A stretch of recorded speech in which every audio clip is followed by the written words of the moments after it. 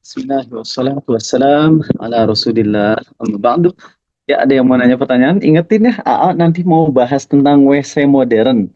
Ya, WC modern nanti ada pendapat fatwa ulama tentang masalah WC. Kenapa? Disampaikan biar kalian bisa lebih banyak beramal di dalam WC. Namun mau beramal di dalam WC nanti ayah jelasin insya Allah. Hah?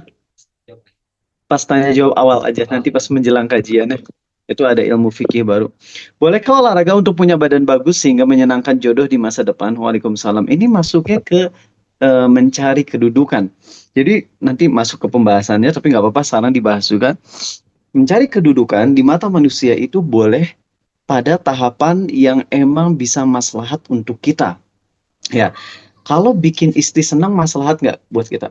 Jelas. Maka itu boleh, nggak apa-apa. Ya, itu bagus.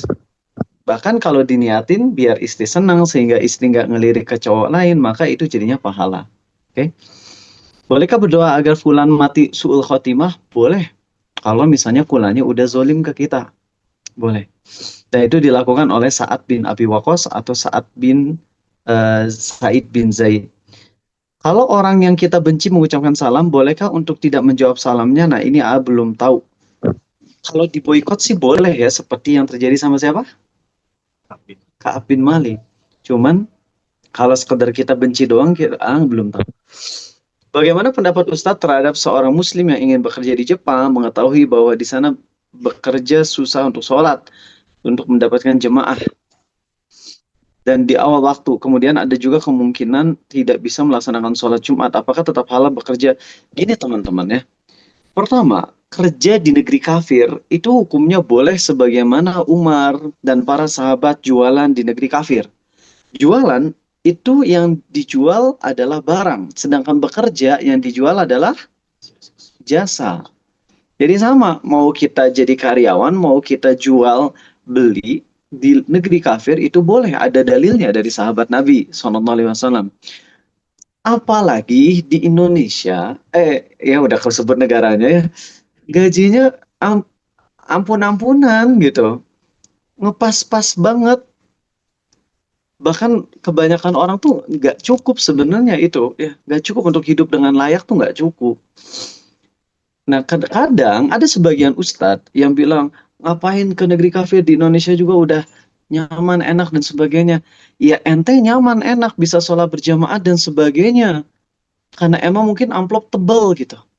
Tapi buat mereka yang nggak punya uang sama sekali, mau nyaman gimana berjamaah? Mau berjamaah jumlahnya ribuan juga, air perut kosong mah gimana tuh? Itu harus dipertimbangkan, teman-teman. Jadi jangan sampai fatwa tuh nggak ngelihat kondisi masyarakat.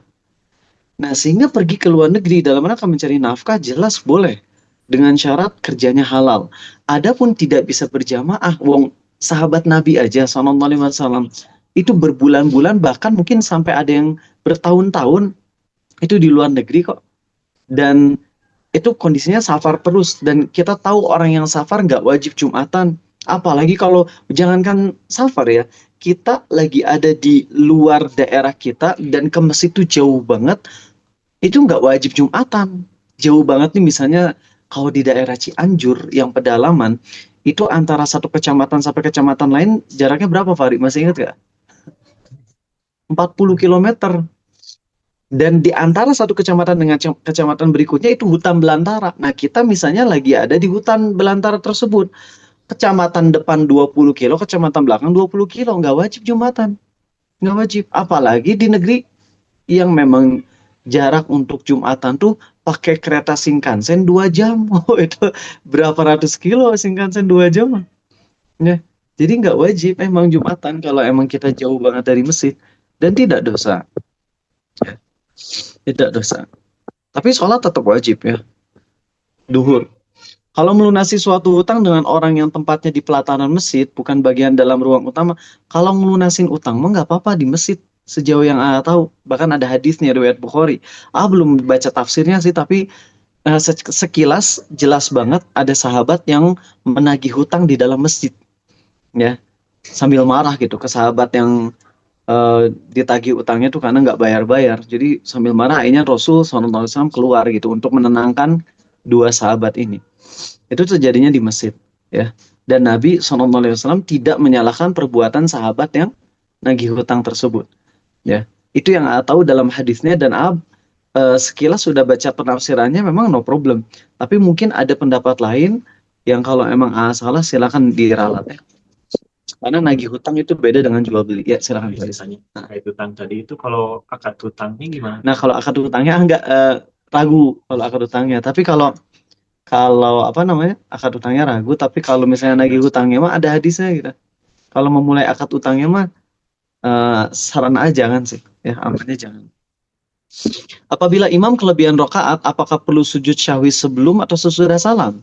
Dan apa yang harus makmum seharusnya lakukan apakah mengingatkan imam bahwa imam kelebihan rokaat? Jadi pertama kita harus tahu dulu bahwa sujud syahwi hukumnya sunnah, tidak wajib. Dan memang ada ulama yang berpendapat kalau kelebihan rokaat maka sujud syahwinya tuh ba'da salam. Tapi sebenarnya di sini ada problem. Kalau imam kelebihan rokaat, makmum nggak boleh ikutan berdiri. Kalau makmum ikutan berdiri, batal nanti sholatnya. Ya, jadi kalau imam kelebihan rokaat di rokaat kelima, subhanallah, imamnya nggak duduk-duduk, malah lanjut rokaat kelima. Ya udah kita pisahin diri dari imam, lanjut sendiri. Ya, harusnya kayak gitu. Apakah boleh memberi like pada konten yang sebenarnya positif namun diberi musik dan di dalamnya ada perempuan? Kalau memang ada konten yang dominannya tuh bagus, penting banget, maslahat buat umat, ya. Dan kita kalau nge-share maslahatnya besar, lalu ada pengikut keharaman berupa musik dan sebagainya, maka tidak masalah untuk tetap nge-share-nya, nggak dosa, ya. Karena yang utama kita bukan nge-share musiknya, tapi inti infonya gitu. Seperti misalnya kita nge-share tentang video pebegalan di sini sini sini gitu ya, terus ada suara goncang goncang goncang kayak gitu ya. Itu kan nanti masing-masing viewers bisa ngecilin sendiri gitu. Sedangkan kita kan yang kita inginkan adalah nge-share infonya ya agar semakin viral. Itu nggak apa-apa ya. Jadi gitu. Masih ingat nggak Ate kan ngisi bikin postingan tentang malam Nifsus Saban di Bormanya. Ate bikin postingan gini di motornya gitu, di motor itu. Udah nggak ada cewek di belakangnya, aman gitu.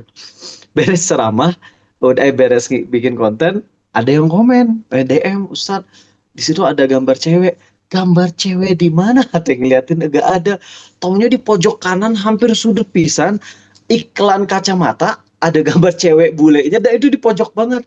Ya Allah aja gak bisa ngelihat, ente kok jeli banget ya, matanya jelalatan banget, emang itu cewek kecil gitu diliatin, wajah Arizal yang gede gini gak diliatin. Ya Allah, udah sekalian gak usah ngelihat sama sekali videonya, dia dengerin aja suaranya ya. Jadi kadang ada loh yang sampai ke derajat itu, kehati-hatiannya. Kita dari satu sisi apresiasi karena mereka takut dosa sih, tapi kita harus tahu realita bahwa dalam Islam itu yang dijadikan patokan itu adalah global ya, apa dominannya, bukan yang kecil-kecil kayak gitu, bukan. Yang kecil-kecil kayak gitu bisa diabaikan ya. Nanti kalian beli apa, jualan di warung sabun Shinzui, ceweknya di tiungan KB gitu ya pakai spidol. Aduh, nantinya nggak laku, ngiranya itu sabunnya bajakan gitu. Aduh, kacau. Hukum musik yang tidak ada liriknya apa? Ini dia.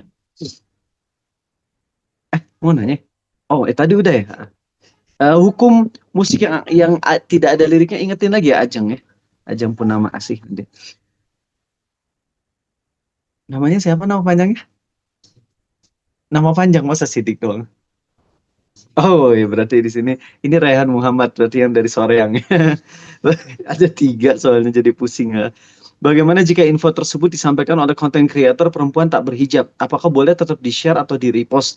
Nah, kalau konten creator yang nggak berhijab dan itu dominannya dia yang tampil, ya, maka itu kita pertimbangkan. Kalau misalnya kita bisa sampaikan inti dari pesannya aja, ya, kita ketik ulang, kayak sekarang mah gampang kan, video kita simpen di AI, nanti langsung transkrip eh, teksnya, langsung kita bikin postingan sendiri berupa teks, itu lebih bagus, itu lebih aman ya. Kenapa? Karena kalau konten kreatornya perempuan tak berhijab dari awal sampai akhir, itu dominannya cewek itu ya, dominannya cewek itu dan gede lagi, apalagi di zoom mukanya teh jadi serem ya. Jadi lebih baik tidak kalau kayak gitu ya. Mm. Pari ada tas A nggak mau ngambil kopi? Soalnya kalau pakai topi A ada dalam kegelapan ya. Di zoomnya gelap banget. Oke. Hmm. Ini teh yang ikhwan teh menurut ada yang on cam. Jadi yang suka on cam pada datang ke sini soalnya. Ya, kasih.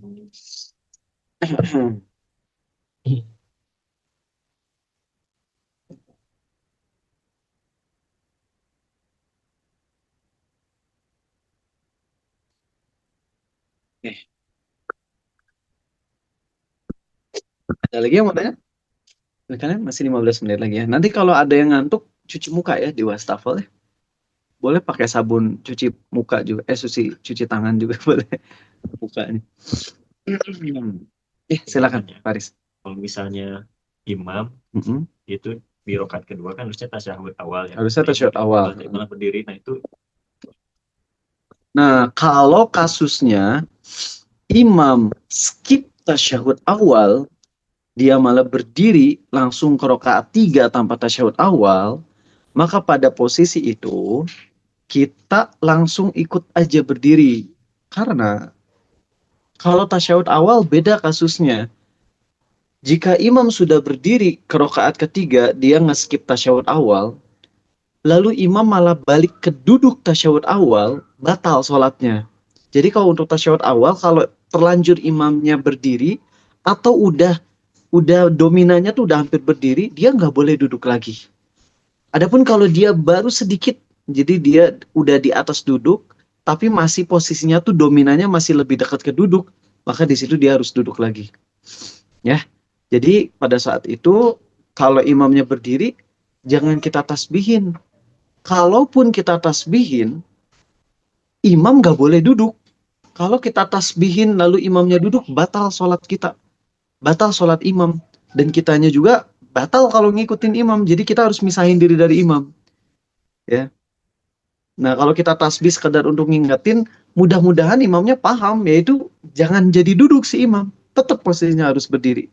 Dia nggak boleh balik ke duduk. Ya. Jadi kalau misalnya ini bangkitnya ke rokaat ketiga, imam nggak boleh duduk lagi. Ya, harus lanjutin rokaat 3 dan 4. Tapi kalau imam bangkitnya ke rokaat 5, dan nggak ada rokaat 5 sholat duhur, maka ya itu mah nggak ada pilihan, wajib duduk.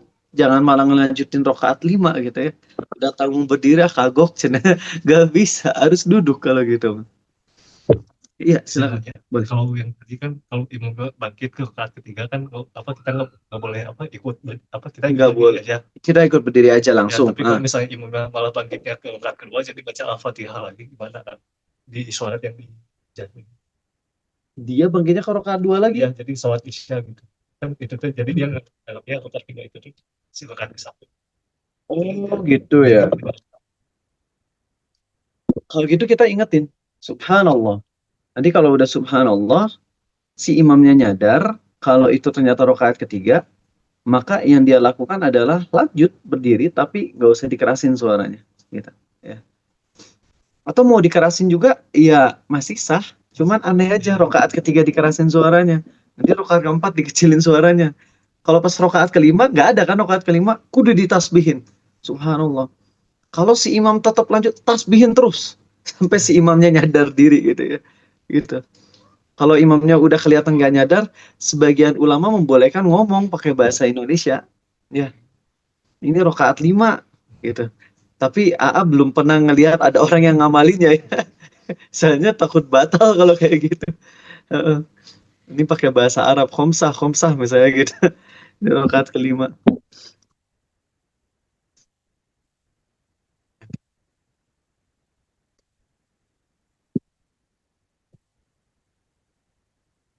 Jika makmum mengira kelebihan rokaat tapi tetap ikut imam.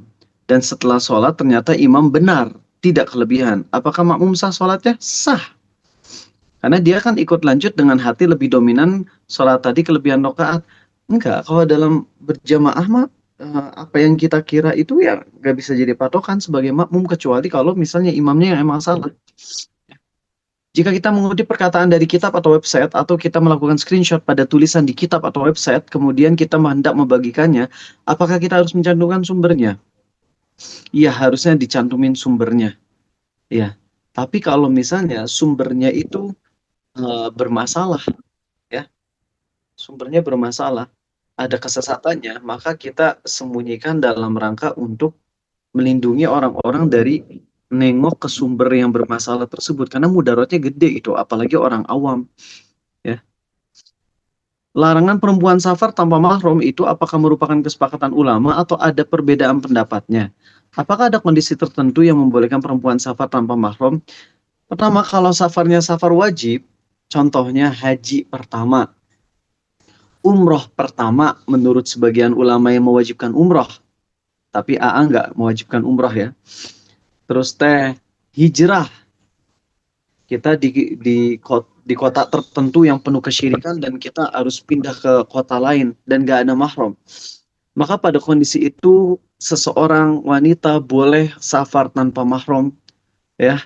Kalau emang safarnya safar wajib dan dia tidak menemukan mahram, nggak apa-apa dia pergi tanpa mahram. Tapi kalau safarnya yang tidak wajib, maka di sini tidak boleh safar tanpa mahram. Nggak boleh, ya, nggak boleh safar tanpa mahram. Memang nanti ada problemnya adalah sebagian ulama kontemporer menganggap sekarang tuh kayak udah nggak ada safar lagi. Karena Nabi SAW bersabda tidak halal bagi seorang wanita melakukan perjalanan sehari semalam tanpa mahram. Sekarang Bandung Jakarta berapa hari? 2 jam.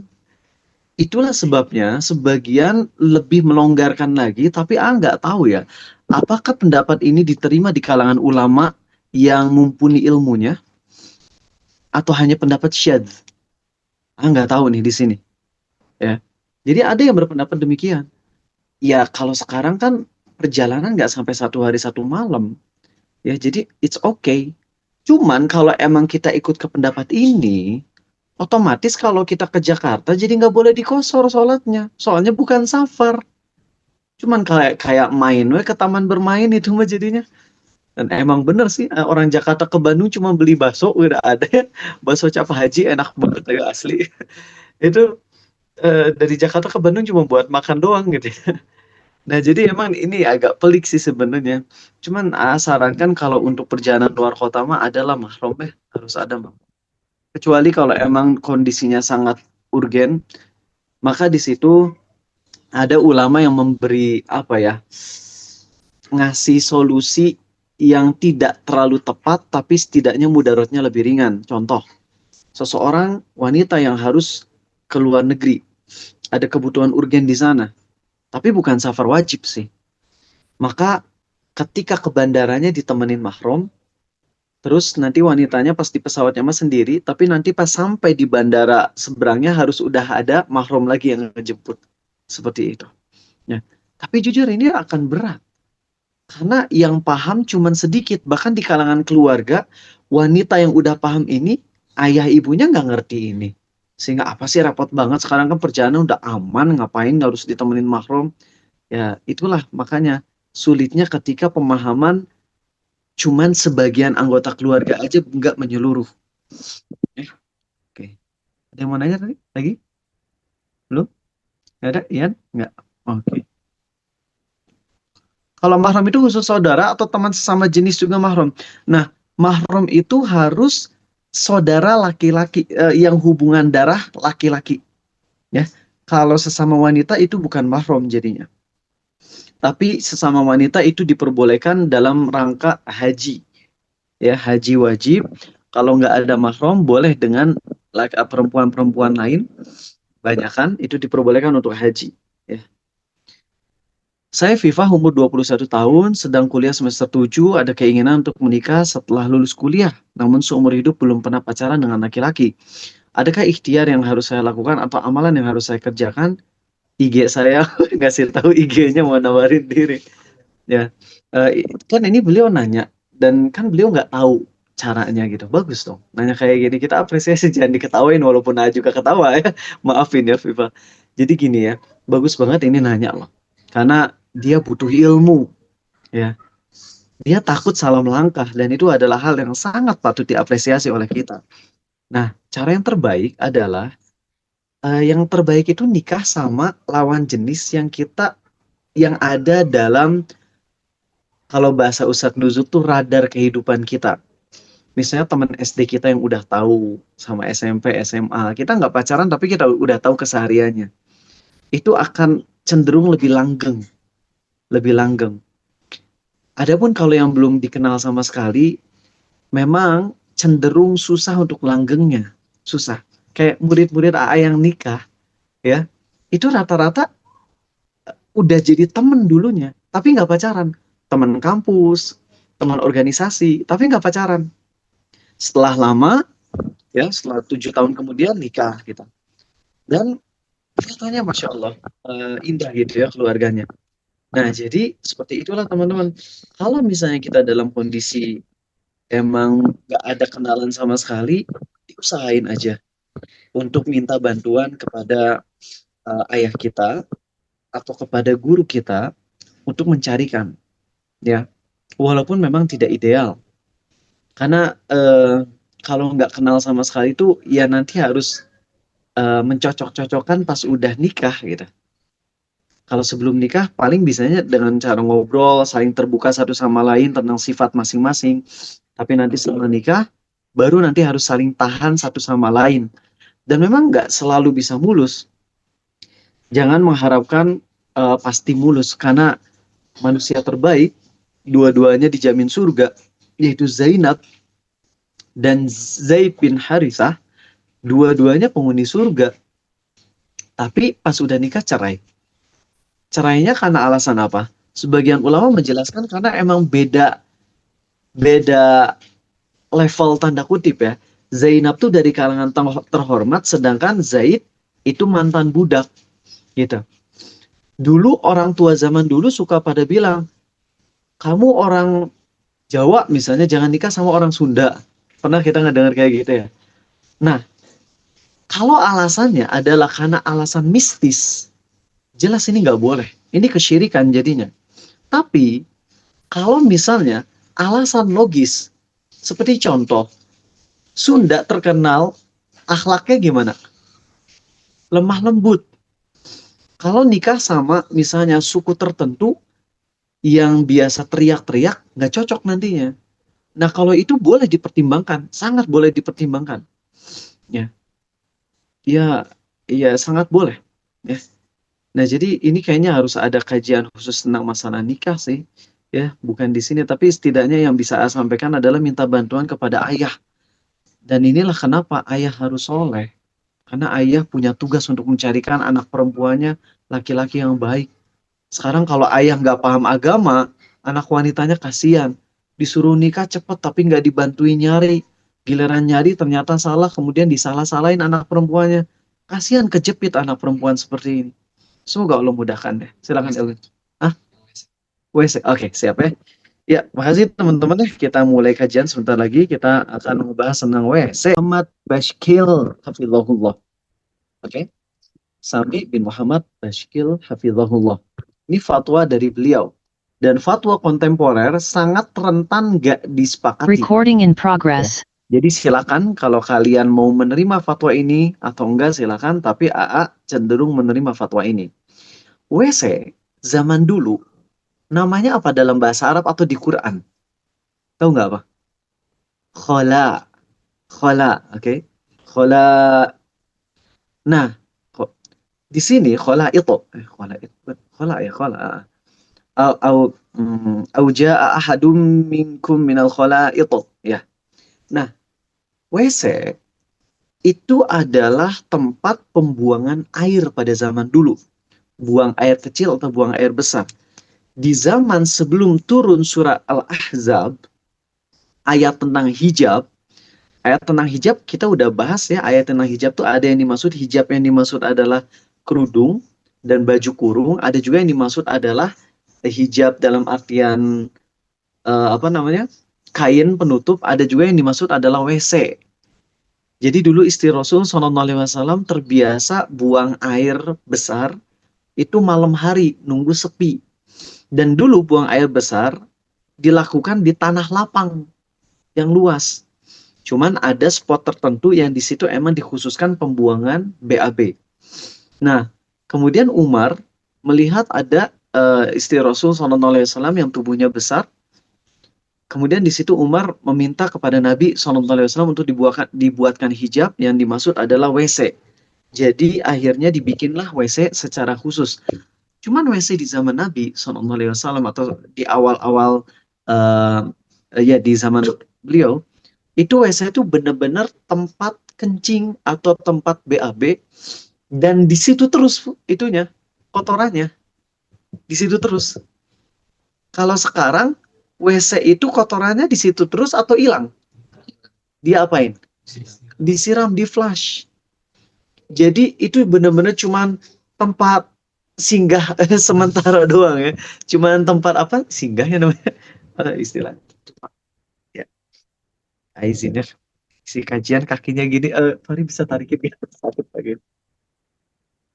Nah, jadi itulah kenapa menurut Syekh tadi, saya sami ya, WC yang dilarang kita untuk berzikir di dalamnya adalah tempat yang benar-benar pembuangan air. Sedangkan sekarang yang dimaksud WC zaman now ini udah beda. Karena di WC ada showernya, ada kacanya, ada untuk sikat gigi. Bahkan di sebagian hotel mewah tuh ada TV-nya teman-teman di WC teh. Jadi rumah kayak pernah ngelihat konten di Instagram itu WC mah bener ada TV kecilnya, terus si WC-nya tuh dikasih bulu-bulu lembut, parfum. Wah, itu mah udah mewah siga apa aja gitu, kayak tempat kerja jadinya tuh. Nah, sehingga itu nggak cocok untuk disebut sebagai WC khola itu, ya. Sehingga beliau berpendapat dengan fatwa ini, beliau berpendapat sangat disayangkan kalau misalnya banyak kaum muslimin yang ketika di WC melalaikan banyak kebaikan, yaitu zikir, kayak misalnya pas mau mandi junub, pas mau wudhu, dia nggak baca bismillah dengan alasan saya nggak boleh wudhu di WC gitu. Padahal WC itu ya di situnya, di tempat BAB-nya aja. Itu pun pas posisi lagi posisi BAB. Kalau udah di flash, udah jadi bukan WC lagi. Ya, sehingga nggak apa-apa zikir di sana. Ya, baca Quran di sana. Kalian nyuci baju sambil baca Quran di sana, gitu. Nggak ada masalah. Ya, dipahami? Inilah fatwa dari beliau, dan sebelum ada fatwa ini udah ngamalin sebenarnya dari dulu, cuman nggak enak kalau nyampein ke kalian ya. Tapi setelah ada fatwa dari beliau, makin makin semangat gitu untuk melakukannya. Jadi kalau lagi di WC, nyuci baju, nyuci tangan, atau mandi gitu ya, kalian sambil dengerin kajian ya di dalam WC, sambil mandi terus sambil murojaah gitu ya. Walaupun emang lucu juga sih karena kita belum biasa gitu ya. Oke, seperti itu teman-teman ya. Kalau mahram itu otomatis tidak membatalkan wudhu ketika bersentuhan atau gesekan kulit, iya, nggak batal wudhu. Bagi yang berpendapat dengan mazhab Syafi'i ya. Adapun kalau ikut pendapat yang pegang, mau itu mahram atau bukan mahram, nggak batal kalau sentuhan. Ya. Kalau mahram itu khusus saudara. Oke. Jika mau mengira, oke, udah dulu ya. Yuk kita masuk ke materinya insya Allah.